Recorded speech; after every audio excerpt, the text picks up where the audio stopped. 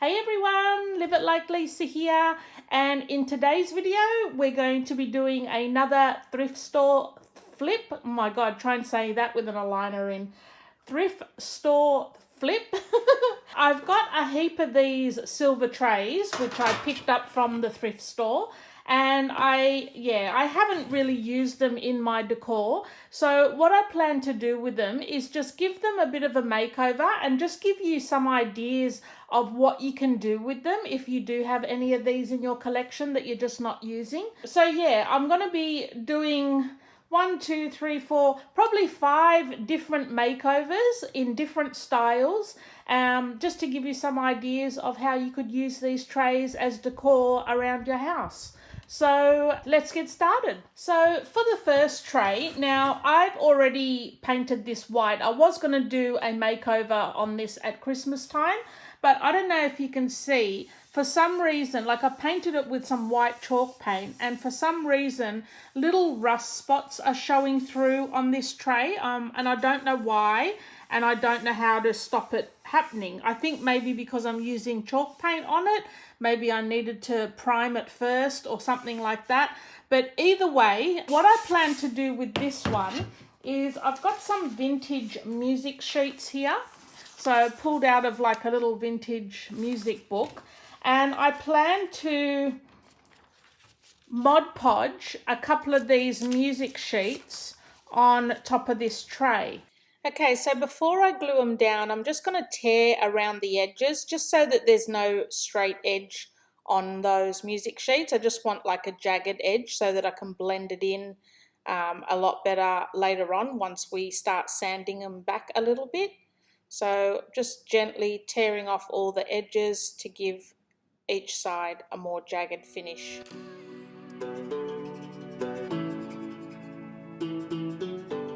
I'm now just using a little bit of brown acrylic paint watered down just to age the edges of the paper, and I also brush it over the paper as well just to give it a bit more of a vintage look. My heart is beating, I know the pieces, which one is broken and one is weak, because I have seen you fall apart. I have no rules apart to play. Right, so while the paper's drying, I'm also going in with a bit of brown and black acrylic paint and just painting over the tray, painting it on and then using a bit of cloth to smooth it out and blend it out. I want like a muted vintagey vibe to this tray. I didn't have anything to say. Follow your heart, don't overtake it. If you leave it behind, someone will break it. I left you my heart. Then using some PVA glue, I am just going to glue the paper straight onto the tray. And I like to put my glue on the paper rather than on the tray itself, because when you put it on the paper, it gives the fibers of the paper a chance to relax, and I find you'll have less wrinkles doing it this way. Once they're all glued in place, I then put another layer of the PVA glue over the top of all of them, just to give it a coat of protection. So once the glue and the paint and everything is completely dry, I'm going to give it a dry brush over with some white chalk paint just to tone down the whole look of the tray and, make it a more muted vintage look. Once all that paint has completely dry, I'm now going to go in with some sandpaper and sand over the top of all of those music sheets. And what this does, it helps to blend the paper into the tray so that the edges are seamless. Like you can't really feel the edge of the paper anymore because you've actually sanded it so thin into the tray.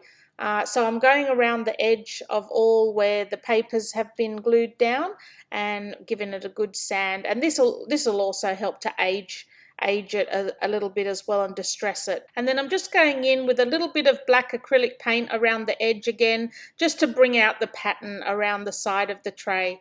And I'm using a wet wipe so that it just sort of lays the color down, but you don't see any brush strokes or anything like that.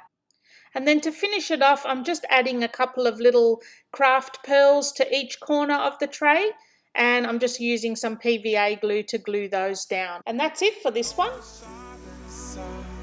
Was my love untrue? Was it that bad? You have no answers in life. Don't know without you. How will I survive? Alone.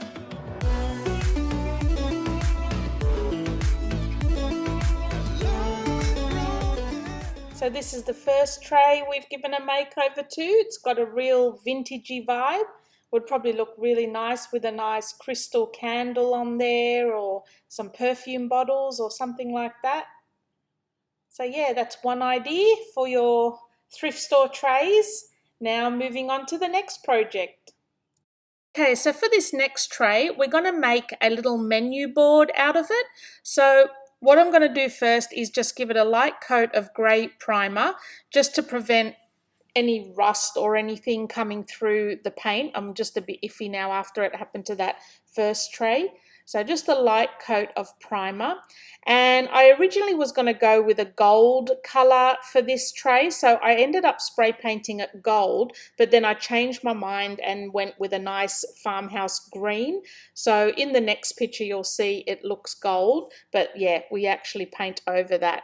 So I'm just using some chalkboard paint here to coat the middle section of the tray. So that's the part where you're going to be able to write, you know, what's for dinner that night. And I think I ended up giving this about 2 coats before it was fully covered.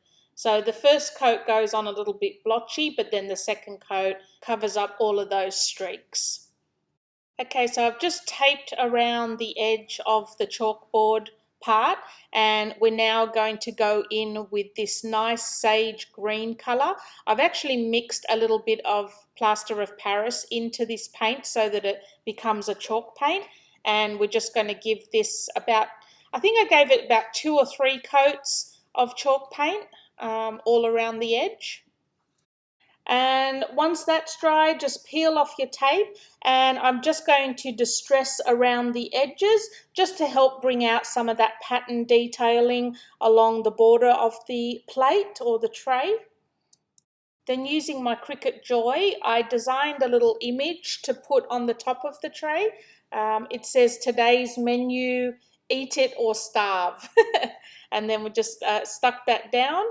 And then I added a little burlap bow to the side and stuck that on using some PVA glue.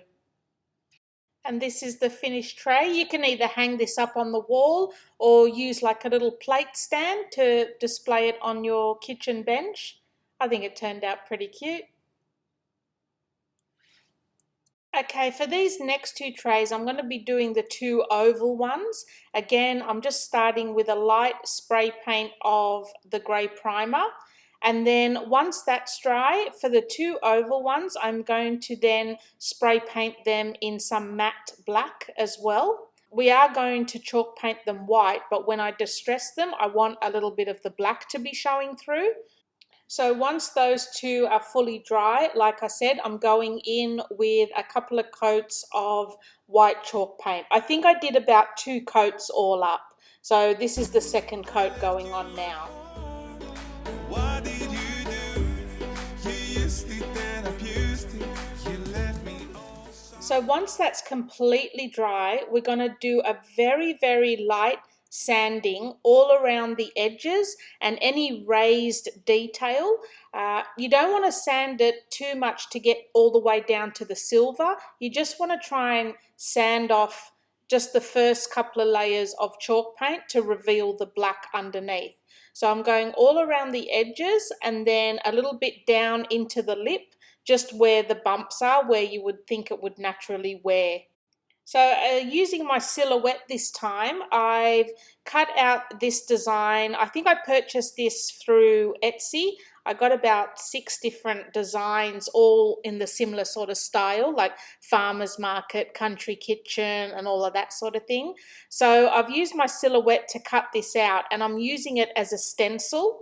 Now, the biggest tip I have whenever you're doing any sort of stenciling is to the first layer of paint that you put on the stencil, make it the same color as your actual item. So if you've painted your item like this one, I've painted it in white chalk paint, your first layer of stenciling should be the white chalk paint.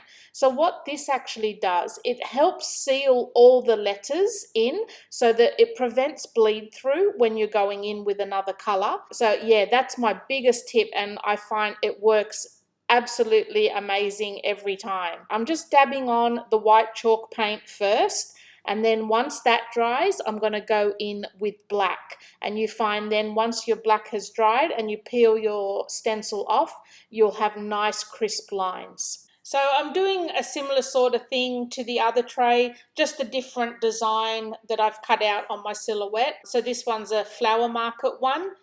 And once all your white paint has dried, we're now going to go in with some black acrylic. You have no answers in life. Don't know without you. How will I survive alone?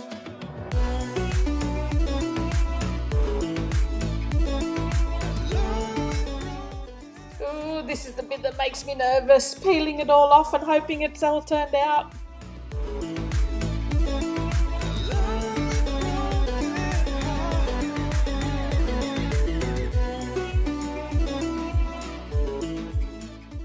And now to pull off the second one and weed out all of the extra bits inside the letters. So here's the farmer's market one. I'm really happy with this one. I think I'm actually going to keep this one. I just really love the way it's turned out. Just with all the black detail coming through. Yeah, pretty happy with that one. And this one's the flower market one.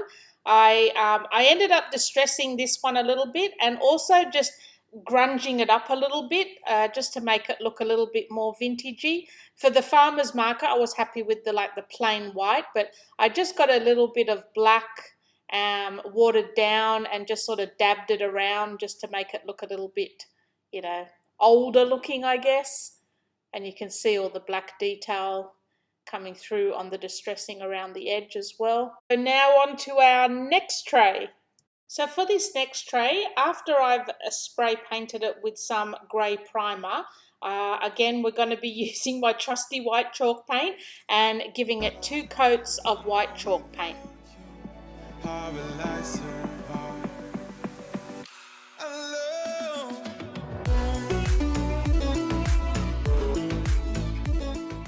So while the paint's drying, I've gone on to Graphics Fairy and downloaded an image that I want to put on the tray, and we're going to print it on tissue paper. So you secure the tissue paper with some sticky tape at the very top and run it through your printer as normal, and then this tissue paper we are then going to stick on top of the tray. Now let that really dry because it'll, with it being an inkjet, it'll smudge. So once it's completely dry, we're going to tear the sheet off and also just tear around the edges of the image as well. Next, we're going to put some PVA glue all over the bottom of the tray. This one I like to do differently because the tissue paper is so delicate, so we actually put the glue on the tray first and then just lay your tissue paper on top. Now, it doesn't matter if there's wrinkles, the tissue paper is that light, it will actually just smooth out anyway. And then very lightly go over it with some more PVA glue. All right, so once all that's fully dry, I'm just going in with a really fine sandpaper now, and I'm just distressing all the edges just to get a bit of that silver coming through and to highlight the pattern that's around the edge of the tray. And then we're going to use that same sandpaper to very lightly go over all of the tray. So again, like we did with the music sheets, we're going to sand this tissue paper into the tray so that there's a seamless finish, and when you run your finger on it, you can't really feel that there's an edge to the paper. So yeah, I'm just really sanding all over the top of the paper. Even some of the letters actually sanded completely off, but that's fine. Like that all adds to the vintage feel and the age of the tray. And here's the finished tray. It's got like a French country sort of vibe to it. I absolutely love it. I really, really love the way this has turned out. And I almost want to keep it, but I just don't really think it goes in my house. Like I just don't have that style of house for it to fit anywhere really. But yeah, I really do love this one. And so easy. This is probably the easiest one of all. Okay, so this set of 3 trays here, like all the others, I gave it a coat of grey primer and 2 coats of white chalk paint. And I'm just distressing all the edges like I have with all the other ones. I just love how the distressing really brings out the pattern that's already on the tray. It just, yeah, I just really love the way this looks. So using my Cricut again, I've printed off some or cut out some words, eat, love, laugh, and I'm going to stick on each of those words on one on each tray. So eat will be on the smallest one, love will be on the medium sized one, and laugh will be on the big one. What did you do? You used it, then abused it. You left me all sharp and soft. Was my love untrue? Was it dark? And this is the set of 3 little trays all done.